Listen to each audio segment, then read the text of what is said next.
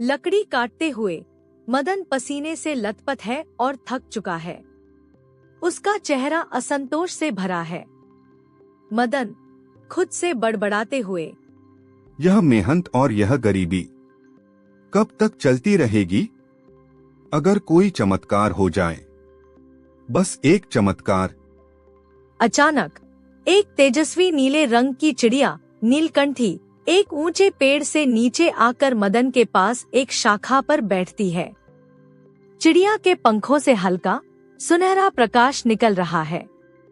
मदन आंखें फाड़कर लाल, वाह, ऐसी चिड़िया तो मैंने पहले कभी नहीं देखी। यह जरूर कोई खास चीज है। कितनी सुंदर है। अगर मैं इसे बेचूं? मदन धीरे से अपनी कुल्हाड़ी छोड़ता है और चिड़िया की ओर लपकता है। नीलकंठी उड़ने की कोशिश करती है, पर वह शायद घायल है। मदन उसे आसानी से पकड़ लेता है और एक पुराने पिंजरे में डाल देता है। नीलकंठी शांत जादुई आवाज में, मूर्ख लकड़हारे, मुझे छोड़ दो। मैं कोई साधारण चिड़िया नहीं हूँ। मैं नीलकंठी हूँ, इच्छाओं को पूरा करने वाली। मदन हंसते हुए, हाँ हाँ, अब आया ऊंट पहाड़ के नीचे, तो तुम जादुई हो। ठीक है, मेरी मेहनत सफल हुई। नीलकंठ, मैं तुम्हें 3 इच्छाएं पूरी करने का वरदान देती हूँ, लेकिन एक शर्त है। तुम्हारी हर इच्छा दूसरों के भले के लिए होनी चाहिए। अगर तुमने स्वार्थ कुछ मांगा, तो वह तुम्हारे और तुम्हारे आसपास के लोगों के लिए घातक सिद्ध होगा। थी मदन, दूसरों का भला? कैसी बकवास है। ठीक है, ठीक है, शर्त मंजूर।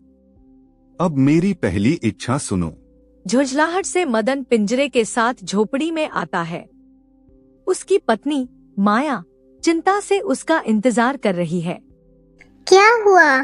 तुम इतनी जल्दी क्यों लौट आए? और यह पिंजरा किस लिए? मदन उत्साह से, माया, हम अब अमीर बनने वाले हैं। यह कोई साधारण चिड़िया नहीं है।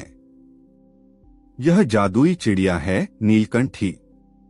यह हमारी 3 इच्छाएं पूरी करेगी। मदन नीलकंठी की शर्त बताता है। माया चिंता से, 3 इच्छाएं? पर उसने दूसरों के भले के लिए मांगने को कहा है। मेरी सुनो मदन, किसी जरूरतमंद गांव के लिए स्वच्छ पानी का झरना मांग लो। से मदन गुस्से में, मदन चुप रहो। दूसरों के भले का नाटक नहीं। पहले मैं अपना भला करूंगा। नीलकंठी से, मेरी पहली इच्छा, मैं चाहता हूं कि मेरे हाथ में इतना सोना हो जाए, इतना सोना कि उसे रखने के लिए यह झोपड़ी छोटी पड़ जाए। नीलकंठी दुहक से, जैसी तुम्हारी इच्छा, परंतु यह स्वार्थ की इच्छा है। इसका परिणाम तुम्हें भुगतना होगा। एक तेज रोशनी चमकती है। अगले ही पल मदन के हाथों में और उसकी झोपड़ी के फर्श पर सोने के सिक्के और ईंटें दिखाई देती हैं, लेकिन वे सोने के नहीं हैं। वे लकड़ी के कोयले में बदल जाते हैं। पूरी झोपड़ी अब जले हुए कोयले से भर गई है। मदन चिल्लाते हुए, क्या यह क्या मजाक है? यह तो सब कोयला है। नीलकंठी, तुमने केवल अपने स्वार्थ के लिए मांगा। सोने का लालच तुम्हारे मन का कालापन था, और वही कालापन तुम्हें मिला। अब केवल 2 इच्छाएं बची हैं। माया रोते हुए, मदन, मैंने तुम्हें कहा था, अब इस कोयले को कौन साफ करेगा? मदन और माया कोयले को साफ करने की कोशिश कर रहे हैं। मदन हताश और नाराज है। मदन, मैं तुम्हें इसका सजा दूंगा नीलकंठी। माया, अभी भी समय है मेरे पति। इस बार किसी और के लिए मांगो। गांव में भूखमरी है, पेट भर भोजन मांग लो। मदन घमंड से, नहीं, मेरा लक्ष्य सोना था। मैं चिड़िया को उसकी ही शर्त से मात दूंगा। मदन नीलकंठी से, मेरी दूसरी इच्छा, मैं चाहता हूँ कि मैं इतना शक्तिशाली राजा बन जाऊं कि लोग डर के मारे मेरे सामने झुकें। यह दूसरों के भले के लिए भी है, क्योंकि एक शक्तिशाली राजा अपने राज्य की रक्षा करता है।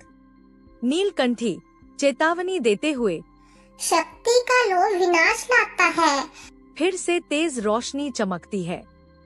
अगली ही पल मदन को एक सोने के सिंहासन पर बैठा हुआ दिखाया जाता है, लेकिन वह एक पिंजरे के अंदर है। उसके चारों ओर सैनिक नहीं, बल्कि क्रूर काले कपड़े पहने हुए डाकू खड़े हैं। वे उसे राजा नहीं, बल्कि बंदूक कहकर पुकार रहे हैं। डाकू मदन, हा हा हा, हमारा नया सरदार राजा मदन, हमने इसे सोने के सिंहासन पर जकड़ दिया है। अब यह कहीं नहीं भाग सकता। डर से कांपते हुए, यह क्या हो रहा है? मैं तो राजा बनने वाला था। वह तुम राजा हो, लेकिन हमारी कैद के राजा। हम तुम्हें तब तक नहीं छोड़ेंगे जब तक तुम हमें अपना सारा खजाना नहीं दे देते। मदन चिल्लाता है। सीन कट होता है और हम देखते हैं कि यह राजा बनना वास्तव में मदन का एक भयानक दुःस्वप्न था। वह वापस झोपड़ी के पास कोयले के ढेर पर पड़ा हुआ है, पसीने से भीगा हुआ। उसके गले में नीलकंठी का पिंजरा लटका हुआ है। माया उसे जगाते हुए, क्या हुआ मदन? तुम बुरे सपने देख रहे थे। मदन हड़बड़ाकर उठता है। वह भयानक था, वह डाकू, वह कैद। मैंने गलती कर दी माया, मैंने फिर से गलती कर दी। नीलकंठी शांत स्वर में, तुम सत्ता की लालसा में हो। तुम्हारी स्वार्थ की दूसरी इच्छा ने तुम्हें राजा तो बनाया, पर लालच के पिंजरे का राजा। तुम्हारा लोभ ही तुम्हारा कारगर बना।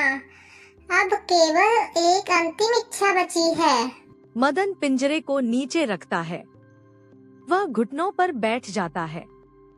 उसके चेहरे पर लालच नहीं, बल्कि गहन पछतावा और उदासी है।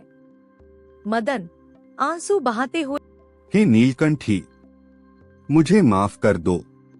मैंने तुम्हारे शब्दों का अनादर किया। मैंने केवल अपने बारे में सोचा। मैंने समझा कि दूसरों का भला केवल एक बहाना है, लेकिन अब मैं समझ गया हूँ। मैंने तुम्हारी शर्त का उल्लंघन किया और उसका परिणाम मैंने स्वयं देखा। मैं स्वार्थ के पिंजरे में खुद कैद हो गया। मदन गहरे आत्मनिरीक्षण के साथ, मुझे न सोना चाहिए न शक्ति। मदन नीलकंठी से दृढ़ता, मेरी अंतिम इच्छा, मैं चाहता हूँ कि तुम आजाद हो जा और इस जंगल में जो भी जरूरतमंद और लालची इंसान है, तुम उन्हें अपने जादू से नहीं, बल्कि अपनी बातों से सच्चे संतोष और परोपकार का मूल्य समझाओ। यह मेरी इच्छा दूसरों के भले के लिए है और मेरे अपने पापों के प्रायश्चित के लिए भी। से नीलकंठी, अंततः तुमने सत्य को पहचाना। यह एक निस्वार्थ इच्छा है। ते हुए एक अभूतपूर्व रोशनी जंगल में फैलती है। नीलकंठी का पिंजरा टूटकर गिर जाता है। चिड़िया मदन के हाथ पर बैठती है। नीलकंठी, खुशियाँ और समृद्धि तभी फलती फूलती है जब उनका मूल्य दूसरों के कल्याण में हो। अब जाओ और मेहनत से कमाओ। संतोष से ही सबसे बड़ा धन है। नीलकंठी ऊंचे आकाश में उड़ जाती है। मदन और माया एक दूसरे को देखते हैं। माया, अब हम क्या करेंगे मदन? मदन मुस्कुराते हुए, हम कोयला साफ करेंगे और अपनी मेहनत से दोबारा काम शुरू करेंगे। मैं अब स्वार्थ का आईना देख चुका हूँ। आज से मैं केवल अपने भले के लिए नहीं, बल्कि हम सबके भले के लिए मेहनत करूँगा। मदन अपनी कुल्हाड़ी उठाता है, लेकिन इस बार उसके चेहरे पर संतोष और एक नई आशा है। मोरल ऑफ द स्टोरी, नैतिक शिक्षा। सच्ची रुचि और समृद्धि स्वार्थ में नहीं, बल्कि दूसरों के कल्याण, परोपकार और संतोष में निहित होती है। लालच हमेशा एक अदृश्य पिंजरा बनाता है, जिसमें अंततः लालची व्यक्ति स्वयं ही कैद हो जाता है।